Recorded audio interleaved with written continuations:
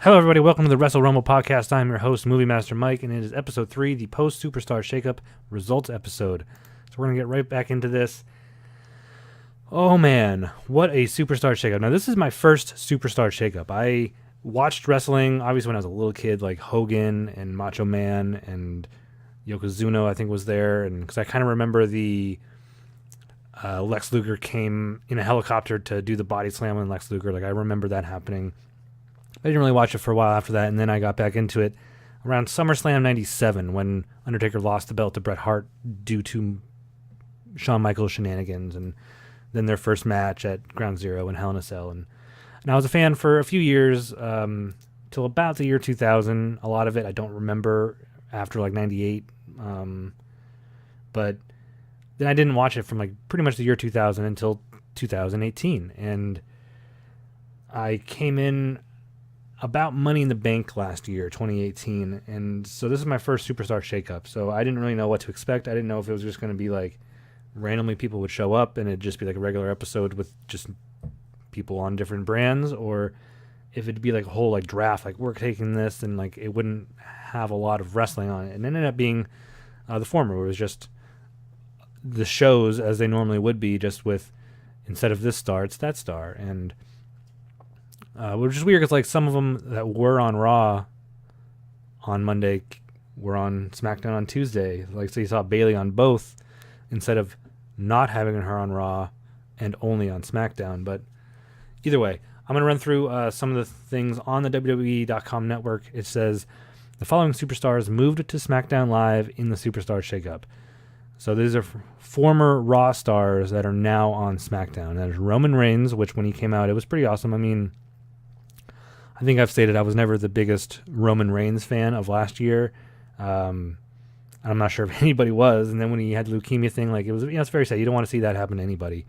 So when he came back, I was like, oh great, he beat leukemia for the second time in his life. Like that is amazing, and it's good to have him back. And I think this Roman Reigns, like him showing up to beat somebody up and then leaving, and then coming back and beating him up some more, like it was awesome. And that's kind of what I want to see from Roman Reigns. Like I think he has the look and he has the in-ring work. Like he's a good wrestler. He's not a super great wrestler, I don't think, but he is good.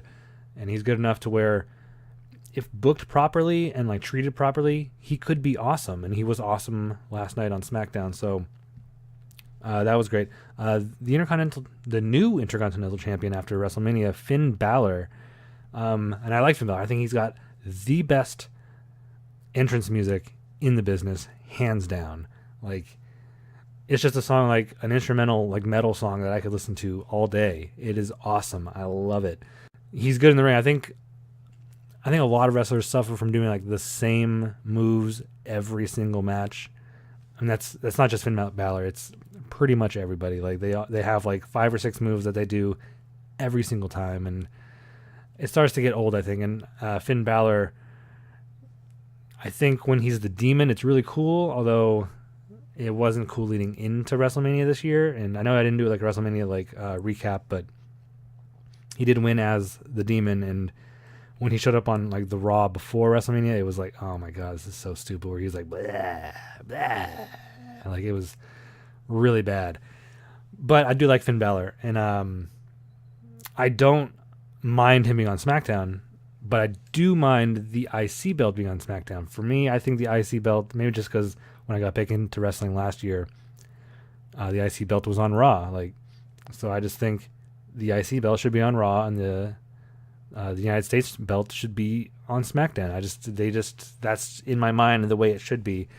So I don't like seeing the IC belt on SmackDown, but I do like seeing Finn Balor on SmackDown. Elias came out as the biggest acquisition ever for a Superstar Shakeup for SmackDown, which I thought was pretty good. I mean, no response by the crowd, but I like Elias. I think he should do more wrestling. I think he should maybe play up that he's like the long lost son of Randy Savage, because he looks just like Randy Savage, and he does the elbow drop and everything, but that's just what I think. So he's now on SmackDown. Bayley, which is one of my favorite women's wrestlers, is on SmackDown, which I'm really hoping Sasha Banks stays on Raw so they can split them up for at least a while. Not that I don't like them together. I was rooting for them. I picked them to win at WrestleMania because I wanted them to keep the belts until at least SummerSlam. That didn't happen. They lost, and Sasha Banks had to drop out of a TV appearance due to family reasons or whatever. But like, I don't know. I don't know what's going on there, but I do like Bayley a lot, and seeing her on a different brand could be good. She's been kind of more aggressive lately since her loss at WrestleMania, so that should be... I'd like to see her maybe not full on heel turn, but become a definite tweener where she's aggressive and kind of mean and like gets what she wants because she is fierce, and I would like to see that. But Ember Moon, which is my absolute favorite women's wrestler, maybe my favorite wrestler. She's got a great look, great in-ring work. I don't think she's the best on the mic, but she is good, and I don't, especially being on Raw, she didn't have anything to do, and when they did give her a mic, it was crap. So I think she could be better if they gave her the right things to say.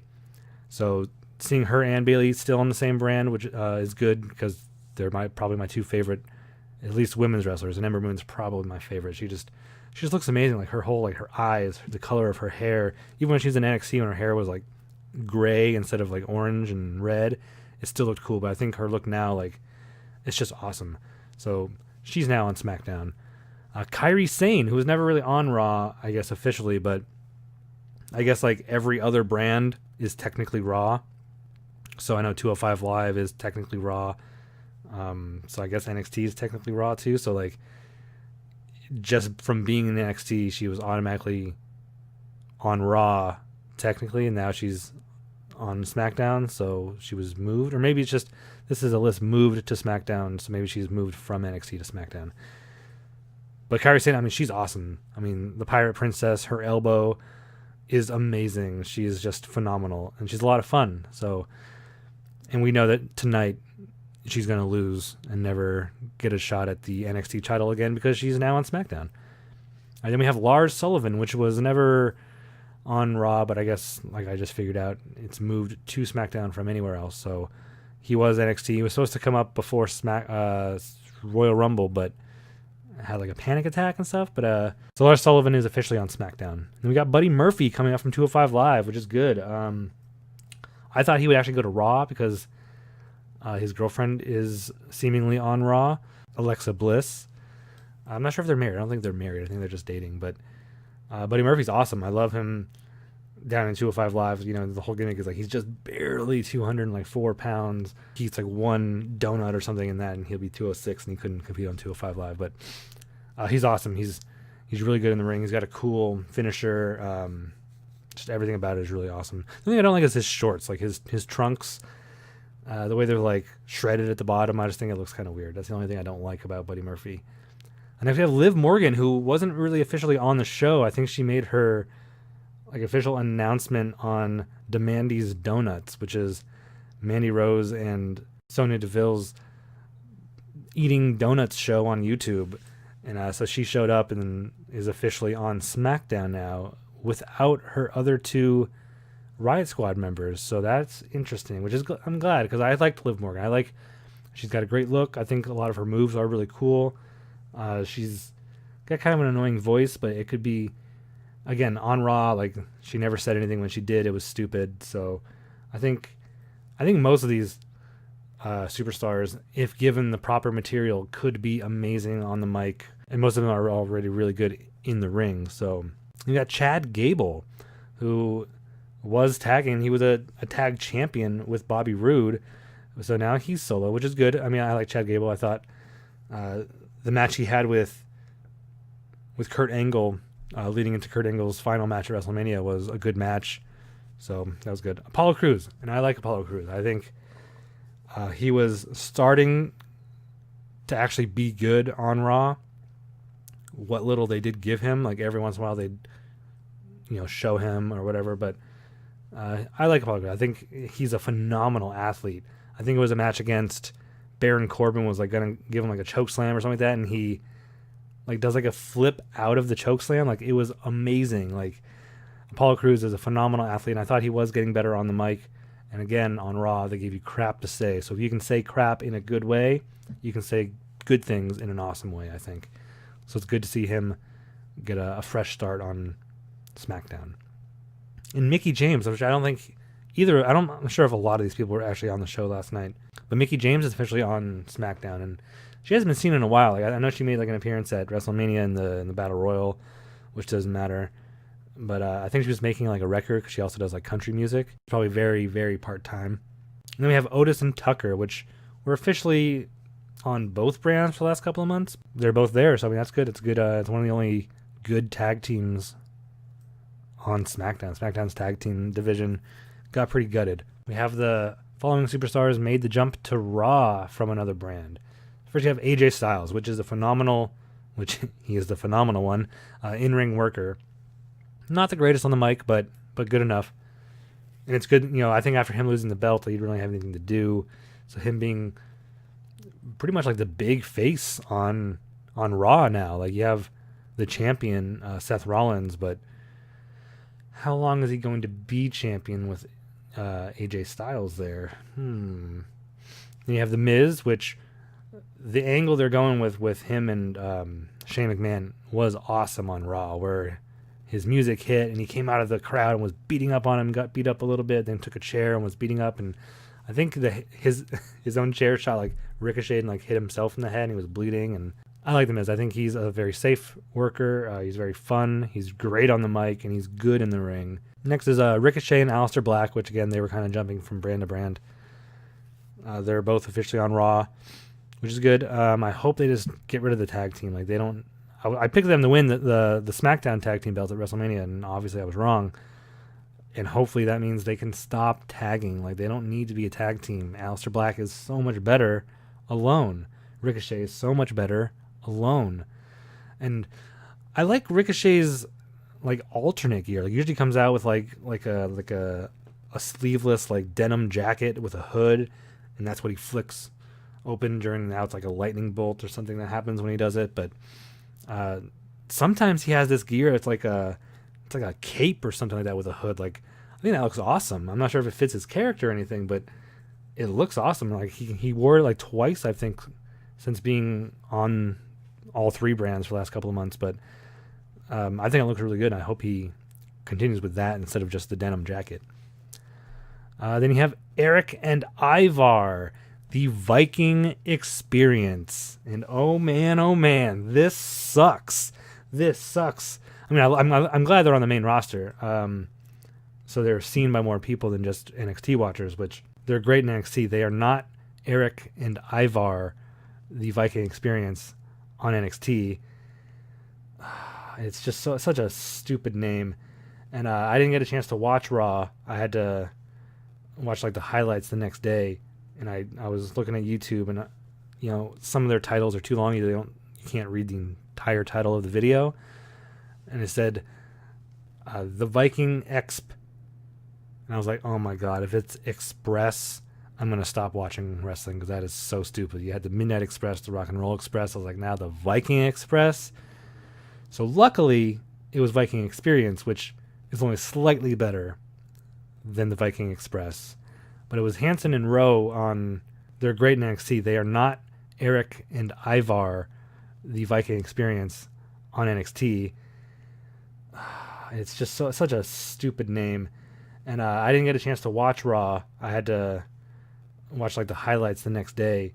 One of them, I don't even know which one's Eric, which one's Ivar. I have no idea. And one of them is married to Sarah Logan, who has become more and more Viking looking over the past few months.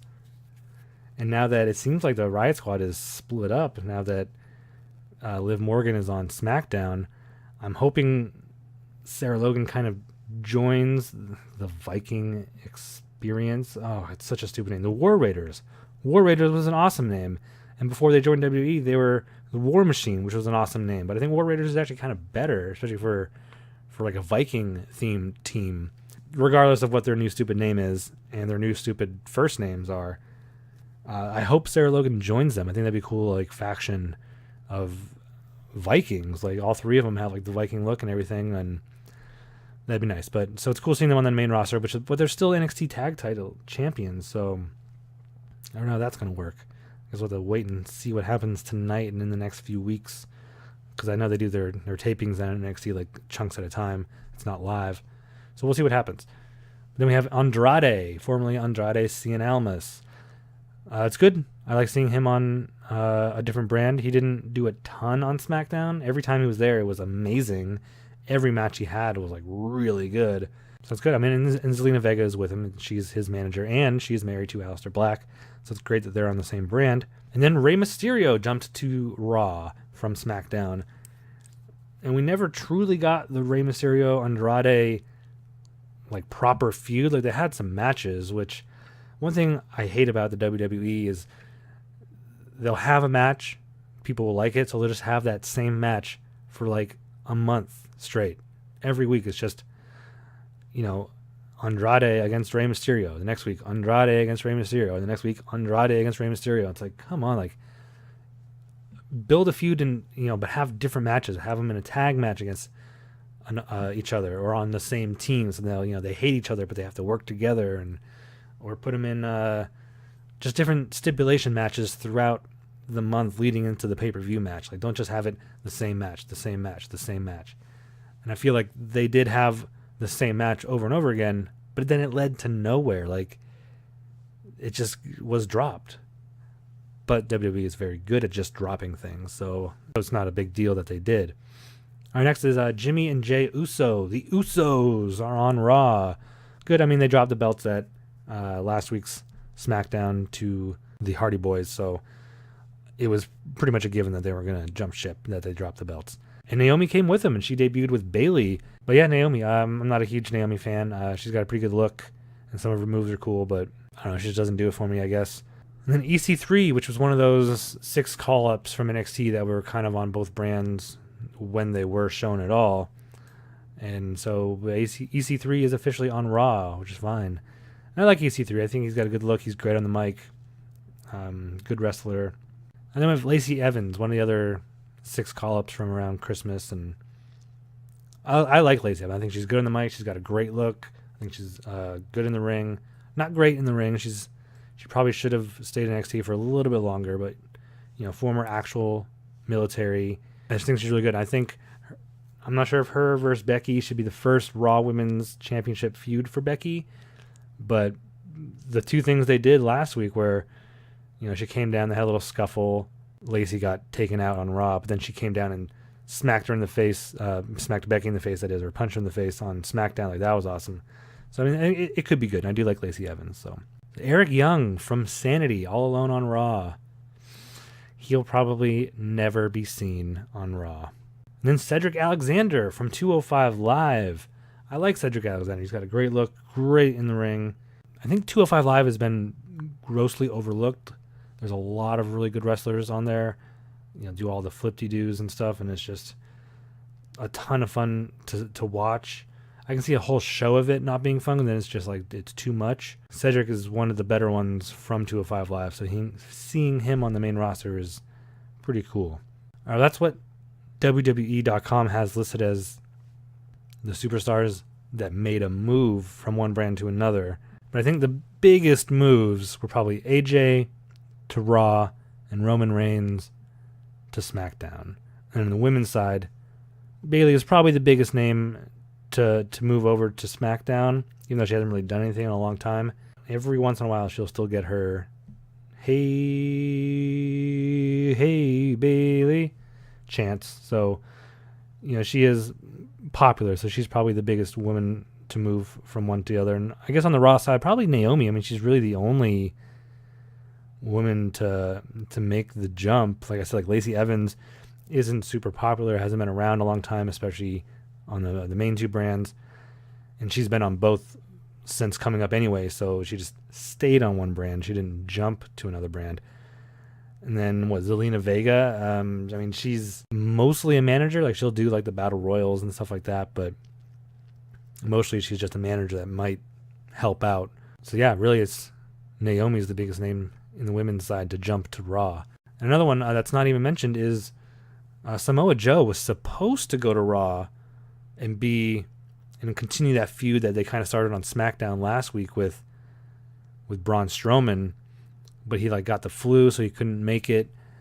So they put EC3 against Braun Strowman, and Strowman, chokeslammed him through the stage, which was awesome. And I love Braun Strowman, and I love Samoa Joe, and having them feud is going to be amazing. I loved on SmackDown, like Samoa Joe, he tried to put him to sleep, but he couldn't quite do it, and then Strowman tried to put him in the running power slam, but he couldn't quite do it, and so it was like, oh man, like that's awesome. Like, where's this going? And it was supposed to go somewhere on Raw this past week, but Joe got the flu, so it couldn't quite happen. But again, that's another name that isn't listed as making the jump, but we probably know he will, especially since the IC belt is now on SmackDown. The US belt has got to be on Raw. Overall, like, I don't know, like I was a bigger Raw fan because I think before the shakeup was, I think they just had more people I liked. I like Braun Strowman. I like Finn Balor. I like the Riot Squad. I like Bayley, Ember Moon, Sasha Banks, Drew McIntyre, which is one of my favorites, is on Raw. But now that the shakeup happened, it's like, ooh, now I don't know. Like, they're both looking real good now. I mean, Kairi Sane is on SmackDown. Roman Reigns and Finn Balor, Bayley and Ember Moon are on SmackDown now. The shakeup worked. Like, this is what it's supposed to do. Like, get you to, if you liked SmackDown before because you liked their roster more, now it's split up. So now you like both. And it keeps feuds fresh. So now it's not just the Riot Squad against Bayley and Sasha Banks and Natalya again and again. For my first Superstar shakeup, it was pretty interesting seeing the way it was done. It didn't have any kind of structure, and it wasn't like they didn't present it all like, and here's who's on Raw, here's who's on SmackDown, and here are the call-ups or anything. It was just kind of scattered about. For my first, I think in the following weeks it should shape up more and answer some of the questions as to like where are some of these people that we didn't see. All right, well, thanks for listening. This has been the Wrestle Rumble podcast. I have been your host, Movie Master Mike, reminding you to speak your geek and balance your geek with Geekwilibrium.